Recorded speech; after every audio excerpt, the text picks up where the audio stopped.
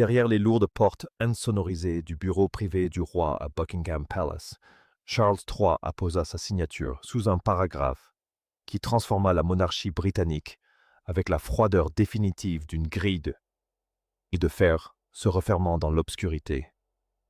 Il ne s'agissait pas d'une rumeur chuchotée ni d'une fuite dans la presse à sensation. C'était une déclaration formelle de réforme constitutionnelle. Le document secret désormais connu au sein du palais sous le nom d'instrument de continuité de la couronne ne se contentait pas de vanter l'importance future de Catherine, princesse de Galles. Il la désignait officiellement comme la seule femme qui porterait le poids de la couronne aux côtés de William, tout en ordonnant l'éviction de Camilla de la structure gouvernementale à long terme de la monarchie. Lorsque Charles posa enfin la plume, le silence dans la pièce était pesant. Personne ne célébra. Tous comprirent qu'un avenir royal venait d'être assuré en démantelant systématiquement les fondements d'un autre. Charles garda la main près de la plume tandis que l'encre séchait sur le parchemin épais, le visage figé dans un masque de devoir stoïque qui dissimulait un cœur brisé. Son secrétaire particulier suivait la page du regard, tandis que le conseiller constitutionnel attendait que le monarque lève les yeux et prenne conscience du bouleversement qu'il venait d'autoriser. Il ne s'agissait pas d'une abdication au sens traditionnel du terme, mais son effet était tout aussi irréversible. Elle confirmait Catherine comme future figure féminine centrale de la maison de Windsor et privait de fait Camilla des conseils stratégiques et de la représentation publique qu'elle avait mis 20 ans à gagner. Le roi relut une dernière fois le nom de sa femme et appuya son pouce sur le papier, la mâchoire serrée. Il avait choisi la couronne plutôt que la femme qui l'avait soutenue pendant des décennies de rejet public. À 75 ans, Charles apprenait que le trône est un trône précisément parce qu'il ne laisse aucune place aux sentiments personnels lorsque la survie de l'institution est en jeu. Le roi demanda à ses conseillers s'il n'y avait vraiment aucun autre moyen de résoudre ce différend bien que la question fût une simple formalité. Il connaissait déjà la réponse. Tout retard supplémentaire laisserait la monarchie divisée entre deux centres d'influence féminins rivaux. Un scénario qui diviserait la loyauté du personnel du palais et affaiblirait la confiance du public avant même le début du règne suivant. Guillaume avait besoin de la certitude d'une voie claire pour entamer ses préparatifs administratifs, et Catherine avait besoin de la liberté de façonner son lourd destin sans l'ombre d'une cour rivale. Camilla, en revanche, perdrait la position stratégique qu'elle pensait avoir enfin acquise grâce à des années de loyauté discrète. Le document était un instrument froid de la politique d'État conçu pour résister aux fluctuations des émotions familiales. C'était le point final d'une longue et tumultueuse sentence. Une annexe scellée renforçait encore la portée du décret conférant à Catherine la supervision de la stratégie future des œuvres caritatives de haut niveau et de la réforme du cérémonial. Elle était désormais l'architecte de la manière dont le prochain règne s'adresserait à un public qui se sentait de plus en plus éloigné des conventions royales. Une seconde clause plus brutale encore interdisait aux proches et aux conseillers personnels de Camilla de conserver la moindre influence après la fin du règne de Charles, démantelant ainsi tout un réseau de pouvoir censé survivre à la transition.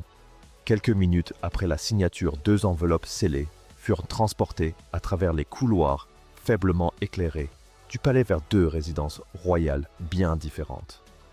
L'une, chargée d'une responsabilité écrasante, était destinée à Adelaide Cottage. L'autre, quant à elle, était destinée à Clarence House, preuve qu'une porte avait été verrouillée par l'homme même en qui Camilla avait le plus confiance au monde. Pour Catherine, l'enveloppe symbolisait un avenir qu'elle avait préparé pendant des années, mais qu'elle n'avait jamais osé revendiquer avec une telle certitude. Pour Camilla, elle représentait la réalité. L'histoire s'apprêtait à la dépasser alors qu'elle était encore debout. Ces 2 femmes, séparées par la génération et la réputation, se trouvaient soudain liées par le même décret implacable. Catherine ouvrit son enveloppe, aux côtés de William, dans le calme de leur salon, et la première page la laissa sans voix. Son influence s'était développée grâce à des années de discipline et de confiance publique, mais elle n'avait jamais considéré le titre de reine comme un prix à conquérir. Elle le voyait comme un devoir exigeant un sacrifice total de son mariage et de l'intimité de ses enfants. C'est pourquoi les mots, la désignant comme la future figure centrale de la monarchie, ne lui arrachèrent aucun sourire. Le pouvoir était sien, mais la victoire avait un goût amer, celui de la perte d'une autre femme. William la regarda lire les phrases 2 fois avant qu'elle ne pose enfin les lourdes pages sur la table en bois. Catherine s'approcha de la fenêtre, contemplant le ciel gris de Londres, et murmura que quelqu'un allait être profondément blessé. Le prince la suivit, choisissant ses mots avec la précision d'un homme qui avait préparé ce moment depuis des années. Il lui dit que le document n'était pas une récompense pour ses services, mais une protection nécessaire pour la couronne et l'avenir de leurs enfants. Il affirma que le règne suivant ne pourrait survivre à des loyautés partagées, ni à une lutte de pouvoir entre 2 familles. Catherine se retourna vers lui, le visage bouleversé, remarquant que la protection a souvent des allures de cruauté lorsqu'elle est bâtie sur les ruines d'un prédécesseur. Le prince lui confia alors une vérité qu'il avait gardée secrète pendant des semaines. Charles l'avait consulté en privé lors d'une conversation enregistrée au palais. William n'avait pas rédigé le décret lui-même, mais il avait averti son père que le prochain règne ne pouvait se dérouler sous le joug de 2 pouvoirs féminins concurrents. Catherine comprit alors que la décision se tramait bien avant que l'enveloppe n'arrive chez eux ce matin-là. William insista sur le fait qu'il avait plaidé pour une clarification institutionnelle et non pour l'humiliation personnelle de sa belle-mère. Pourtant, tandis que le soleil se couchait sur Windsor, la frontière entre clarté et cruauté semblait terriblement ténue, pour celle qui allait devoir en subir les conséquences. L'accession au trône de la future reine était désormais officiellement liée à la destitution de la reine actuelle. C'était un échange de pouvoir contre la paix, un calcul qui privilégiait la génération suivante au détriment du confort actuel du mariage du roi. Camilla reçut son exemplaire à Clarence House et le lut seule dans le silence pesant de son bureau. Après des décennies passées dans l'ombre et avoir fini par obtenir tant bien que mal l'acceptation du public, elle pensait que sa place auprès de Charles était enfin assurée. Ce document menaçait bien plus que son influence actuelle. Il menaçait le sens qu'elle avait donné à chaque année difficile qu'elle avait endurée. Arrivée à la clause de révocation, elle repoussa sa chaise si brusquement qu'elle heurta le mur, le bruit résonnant dans la pièce vide. Son secrétaire particulier entra aussitôt, mais la reine consort plia les pages et lui ordonna de partir sans un mot d'explication. Elle avait besoin de voir l'écriture de l'homme en qui elle avait le plus confiance. À côté de l'annexe scellée, elle trouva une annotation manuscrite de Charles, nécessaire après Windsor. Ces 3 mots renvoyaient à une confrontation privée qui avait transformé des années de rivalité contenues en une crise constitutionnelle que le roi ne pouvait plus ignorer. Le décret n'était pas sorti de nulle part. Sa véritable origine se trouvait entre les murs de pierre du château de Windsor lors d'une cérémonie censée symboliser l'unité. Une phrase prononcée hors de la présence des caméras avait changé à jamais l'atmosphère du palais. C'était le moment où Charles comprit que l'affection ne pouvait plus primer sur les exigences de la couronne. La tension montait depuis des mois, Camilla s'attendant à ce que ses conseillers de confiance et ses préférences protocolaires conservent leur influence après l'accession au trône de William. Le prince, quant à lui, aspirait à un avenir bien différent, une monarchie plus restreinte, dotée d'une autorité plus claire et d'un contrôle ferme, centré sur sa famille proche. Catherine avait déjà commencé à participer à des discussions de haut niveau sur la réforme du patronage et la communication royale. Son rôle croissant n'était pas purement cérémoniel. Charles comptait de plus en plus sur sa capacité à nouer des liens avec les jeunes familles et à stabiliser l'institution durant les périodes difficiles. Camilla, quant à elle, voyait les choses différemment, craignant que le palais ne tisse discrètement une cour parallèle autour de la famille de Galles. La situation dégénéra lors d'une réunion préparatoire à la réception du Commonwealth à Windsor. Catherine devait présider le comité de stratégie future, mais la reine consort s'y opposa devant Charles et William. Elle prononça une phrase qui glaça le silence. « Il ne peut y avoir 2 reines à la tête de cette famille tant que je suis là. » Le défi était direct, personnel et fondamentalement intenable. Catherine ne protesta pas. Elle referma simplement son dossier et regarda le monarque droit dans les yeux, le visage impassible. Elle demanda si sa présence était devenue un obstacle à l'harmonie de la famille royale. Charles hésita quelques secondes, mais ce silence fut plus éloquent que n'importe quelle réponse. La blessure était palpable. car le rôle que Catherine avait accepté par devoir était soudain perçu comme un acte d'ambition démesurée. William repoussa sa chaise et déclara à Camilla qu'elle n'avait pas à restreindre l'autorité future de Catherine. Le roi leva la main et ordonna le calme, mais le prince refusa de s'asseoir tant que la place de son épouse ne serait pas reconnue. Après le départ de Catherine, Camilla pressa Charles de reporter tout transfert de responsabilité stratégique à la maison de Galles. Lors de cette réunion dont les détails ont été consignés, elle l'avertit que William agissait trop vite et que la popularité de Catherine risquait d'éclipser le souverain avant la fin de son règne. Le monarque resta silencieux ce soir-là, mais demanda par la suite l'accès aux archives confidentielles de la succession. Sur le compte-rendu de la réunion de Windsor, il inscrivit une simple phrase. La continuité exige de la clarté. 48 heures plus tard, les conseillers constitutionnels se mirent à rédiger le texte qui définirait les limites du pouvoir de Camilla. Le roi avait privilégié la pérennité de la couronne à la paix conjugale à court terme. Lorsque Camilla comprit que ses propres paroles furieuses à Windsor avaient servi de prétexte à sa destitution, elle s'adressa directement à Charles. Sans convoquer ses conseillers, elle emporta le document à la bibliothèque et ferma la porte derrière elle. Aucun conseiller ni courtisan n'était resté pour adoucir les termes de la confrontation. Pour la première fois depuis la signature du décret mari et femme, se retrouvèrent seuls les mentions. Seul le document signé entre eux. Camilla déposa les pages sur la table et posa la question que Charles redoutait. Le plus avait-il protégé la couronne ou avait-il simplement choisi Catherine? Charles se leva lentement de son bureau, gardant une voix calme, malgré la tension palpable dans sa posture. Il lui répondit que le choix lui appartenait et qu'aucune règle constitutionnelle ne l'y avait contraint. La couronne ne pouvait pas entamer un nouveau règne avec des cours rivales ou une lutte non résolue pour l'autorité de Catherine.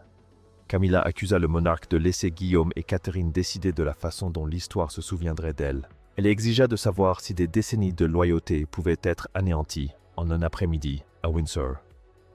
Charles la regarda avec une honnêteté lasse plus douloureuse que n'importe quelle excuse admettant avoir signé le décret par souci de l'institution.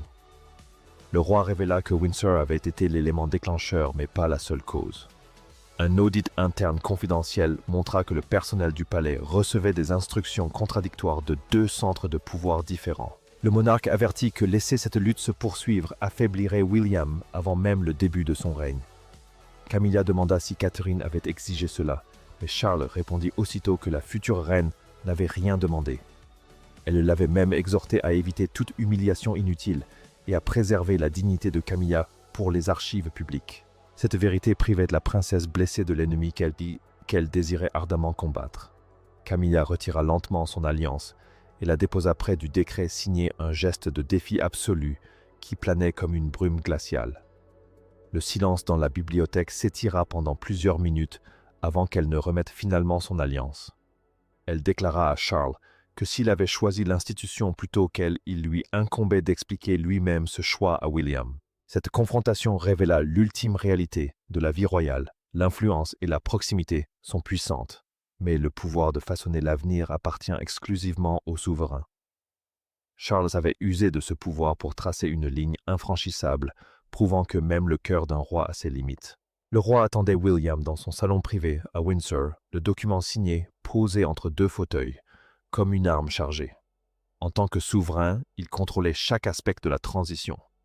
Et le document avait été conçu pour résister même à un revirement personnel. Charles répéta sa première phrase à 2 reprises, conscient que le jugement de son fils était plus redoutable que toute opposition constitutionnelle. Le prince entra et ignora d'abord le document, assurant à son père qu'il n'avait jamais demandé l'humiliation de Camilla. Il souhaitait une certitude quant à l'avenir de Catherine, et non un acte de vengeance publique contre la femme que son père aimait. Charles rétorqua que l'incertitude était devenue le principal danger pour la couronne, et que chaque jour de retard permettait aux conseillers rivaux de consolider leur position. Le monarque expliqua que l'autorité future de Catherine ne pouvait plus être remise en question avant même qu'elle ne l'ait assumée. Le roi révéla ensuite qu'il avait étendu les pouvoirs de Catherine au-delà des espérances de William. Les données montraient que le public avait confiance en sa stabilité, la considérant comme un trait d'union entre la tradition et la nouvelle génération. La future reine n'était plus un simple personnage secondaire, elle était le pilier essentiel sur lequel reposerait le règne suivant. Le document préservait la sécurité financière et la résidence de Camilla, la protégeant ainsi du déshonneur public, mais la dépouillait de toute autorité institutionnelle après la fin du règne de Charles. William prit finalement le reçu et le signa, mais refusa de considérer ce moment comme une victoire. Il souligna que Catherine porterait la responsabilité de ce pouvoir et non qu'elle en jouirait. Alors que William atteignait la porte, Charles l'avertit qu'un membre de la maisonnée de Camilla avait déjà copié une partie du décret. La sécurité du palais craignait que les pages ne soient déjà hors de leur contrôle, ce qui signifiait qu'une fuite était imminente. La blessure familiale privée était sur le point de devenir un spectacle national. La première fuite ne contenait que 11 mots. La future reine assumera l'autorité indivisible après la transition. En quelques minutes, le palais perdit le contrôle de l'affaire, tous les correspondants royaux du pays se précipitant pour obtenir une confirmation. Camilla était assise seule à Clarence House lorsqu'elle entendit le nom de Catherine prononcé sur toutes les chaînes de télévision. Une chaîne nationale reçut la photographie d'un paragraphe montrant le sceau royal et les initiales manuscrites de Charles. Buckingham Palace entra immédiatement en mode crise, rédigeant des réponses allant du démenti à l'aveu froid de l'existence du document. La planification de la transition, autrefois un processus privé, s'était transformée en une lutte publique pour le contrôle de l'avenir de la maison de Windsor. Catherine aidait le prince Louis à faire ses devoirs lorsque son téléphone vibra l'informant de la fuite. Elle déclara à William qu'elle ne permettrait pas que son accession au trône soit présentée comme une victoire sur la défaite d'une autre femme. William acquiesça, mais l'avertit que le palais ne pouvait plus contrôler la façon dont le public allait réagir. L'histoire était devenue trop simple pour que la nation l'ignore, une reine qui s'affirme et une autre reléguée dans l'ombre. Les agents de sécurité finirent par remonter la piste de la photo divulguée jusqu'à une photocopieuse utilisée par l'une des principales collaboratrices de Camilla. Lors d'un entretien interne, cette dernière affirma que la copie avait été réalisée uniquement à des fins juridiques, mais le moment choisi laissait supposer une tentative de forcer le roi à faire marche arrière. Charles cependant resta inflexible. Il rejeta toute proposition de révocation du décret, déclarant que tout recul donnerait l'impression que l'avenir de la couronne était négociable pour chaque faction lésée. Il voulait que le monde sache que la ligne était franchie et que la décision était irrévocable par souci de continuité royale. Dans une ultime tentative pour sauver la face, Catherine demanda une entrevue privée avec Camilla, en l'absence d'hommes et d'avocats. Les deux femmes se rencontrèrent dans le salon de jardin de Clarence House, assises près d'un plateau de thé intact, tandis que le brouhaha du palais les enveloppait. Pendant quelques secondes, aucune des deux ne parla. L'une avait été désignée comme l'avenir du trône, et l'autre s'était vue annoncer que son influence s'éteindrait avec le monarque en place. Pourtant, la première phrase de Catherine ne fut pas un triomphe. « Je ne suis pas venue ici pour vous prendre quoi que ce soit. » Elle cherchait à préserver sa dignité au cœur de cette transition brutale. La future reine expliqua que ce document avait transformé un devoir lointain en un destin inéluctable, et elle en ressentait le poids comme un fardeau. Elle admit être effrayée par la responsabilité qui pesait sur elle. Camilla l'observa attentivement et comprit que Catherine disait vrai, elle ne considérait pas le décret comme une conquête. La reine confessa que sa colère était alimentée par la crainte d'être à nouveau exposée au scandale. Elle avait cru que l'influence future était le seul moyen de prouver qu'elle était enfin acceptée par l'institution qu'elle avait servie pendant 20 ans. Catherine révéla avoir personnellement demandé au roi de protéger les œuvres caritatives de Camilla et d'éviter d'employer des termes comme « expulsion » dans toute déclaration publique. Elle souhaitait des limites claires pour le règne suivant, mais refusait de les établir en humiliant publiquement l'épouse de son beau-père. Camilla baissa les yeux et reconnut finalement que son comportement à Windsor avait franchi une limite. Elle s'excusa d'avoir contraint Catherine à porter le fardeau de sa propre peur de l'oubli. Les deux femmes parvinrent à un accord tacite. Le décret était nécessaire pour la couronne, même s'il était douloureux pour la famille. Avant le départ de Catherine, Camilla lui remit une déclaration manuscrite, acceptant la transition à venir et les termes du décret. elle demanda à Catherine de la transmettre à Charles avant que le palais ne s'adresse à la nation. Cette rencontre ne rétablit pas le pouvoir de Camilla, mais elle permit à la monarchie d'annoncer la nouvelle ère avec une certaine sérénité. Dès l'aube, le document secret était au cœur de toutes les conversations au petit déjeuner en Grande-Bretagne. Certains y voyaient un jugement impitoyable sur un héritage complexe, tandis que d'autres y voyaient une étape nécessaire à la stabilité. Buckingham Palace a finalement publié une déclaration officielle concernant le cadre de continuité à long terme, évitant le terme « éviction », tout en clarifiant clairement le sens de la décision. Camilla conserverait sa dignité au sein du règne actuel, mais n'occuperait aucun rôle automatique au sein de la future maison royale. Les médias ont qualifié cette décision de transition royale la plus claire depuis l'accession au trône de Charles. Les analystes se sont concentrés sur les responsabilités accrues de Catherine et sur la détermination du monarque à empêcher la formation de cours rivales. Le pays ne débattait plus d'un désaccord familial privé. Il assistait à la définition des contours d'une ère entamée par l'autre. William et Catherine étaient côte à côte à l'annonce de la nouvelle, le prince tenant la main de son épouse. La future reine peinait à contenir son émotion consciente que son ascension était désormais de notoriété publique et liée à la souffrance d'une autre femme. Sa vie privée était bel et bien terminée. Son devoir envers la couronne était désormais la seule chose qui importait au monde. Camilla écoutait les reportages de Clarence House, réalisant que sa reddition était présentée comme un ultime acte de dévouement à la stabilité de la couronne. La perte de son pouvoir était devenue sa dernière contribution au règne du roi Charles III. Ce soir-là, le monarque les convoqua toutes les trois pour une dernière réunion à Windsor.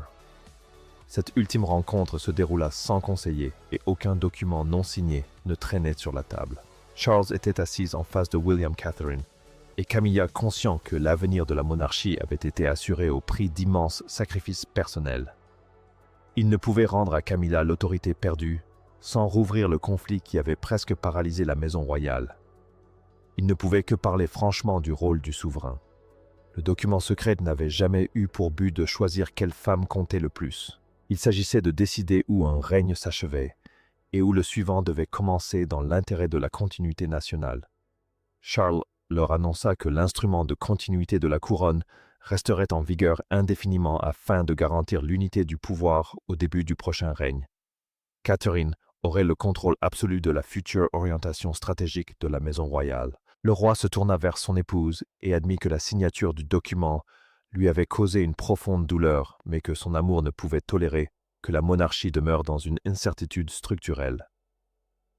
Camilla répondit qu'elle comprenait, et pour la première fois la perte lui parut supportable, car il ne s'agissait plus d'un combat secret. Le décret avait certes tracé une limite, mais il n'avait pas nié la réalité de leur mariage. Catherine promet que son règne reconnaîtrait le travail accompli par Camilla, respectant les limites fixées par le document sans pour autant effacer ses services. Guillaume prit le document signé et le rendit à son père qui referma le dossier et le plaça dans la boîte de transition sécurisée. Ce simple geste mit fin à la dispute. Camilla resterait une figure de l'histoire de la monarchie, mais Catherine en façonnerait l'avenir. L'une acceptait le fardeau du futur, tandis que l'autre reconnaissait que son chapitre royal avait atteint son terme. Charles avait privilégié la clarté au sentimentalisme et la succession à la rivalité. À la fin de la réunion, Catherine s'avança portant la responsabilité du règne à venir.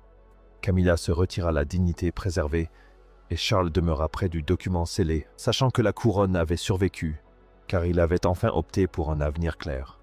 La transition d'une entreprise familiale à une institution rationalisée était désormais achevée. Le roi avait surmonté les scandales du passé en posant les règles du futur dans le marbre. L'héritage de cette décision se ferait sentir pendant des décennies.